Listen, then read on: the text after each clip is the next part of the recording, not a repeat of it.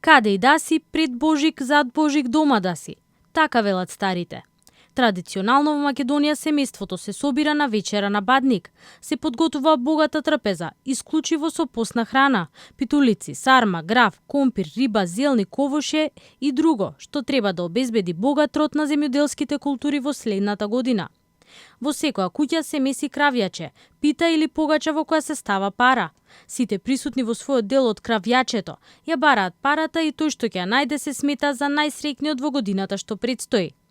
Во некои краишта од земјава пак, адетот со кршењето на лепчето со паричка се прави на Василица. Битолчани раскажуваат дека на 13 јануари се собира друштво, се игра комар, се јаде и се крши како што велат мазник, односно вртена пита. Следниот ден се поминува со семејството со богата трпеза. Црковните лица се согласуваат дека за Бадник треба да си дома, но, велат лепчето со паричето, оставете го за Василица. Обичајот на Бадник да седнеме на маса и да кршиме лепче со паричка не е црковен, туку фолклорен обичај. Единствено оправдано предание кое што црквата го кажува секогаш е дека паричката се крши исклучиво на Василица. И тоа е поврзано со житието, односно со животописот на светиот Васили Велики.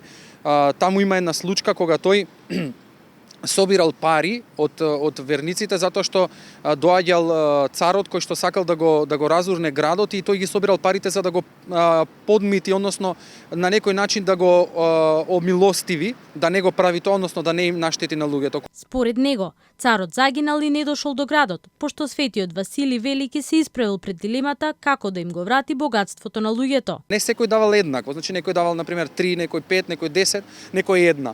Тој наредил на градските фурни на сите да смесат лебови и да истураат парички, значи каде колку ќе им дојде.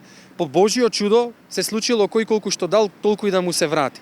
Значи токму заради тоа предание, заради тој настан, ние го одбележуваме секоја Василица со ставање на паричка во лепчето. И гледате, таквиот е контекст. Ние се сеќаваме на чудото што Бог го направил преку светиот Василий Велики. Отецот поучува дека обичајот што православните верници го прават за Бадник е неисправно предание и нема изворност во учењето на црквата.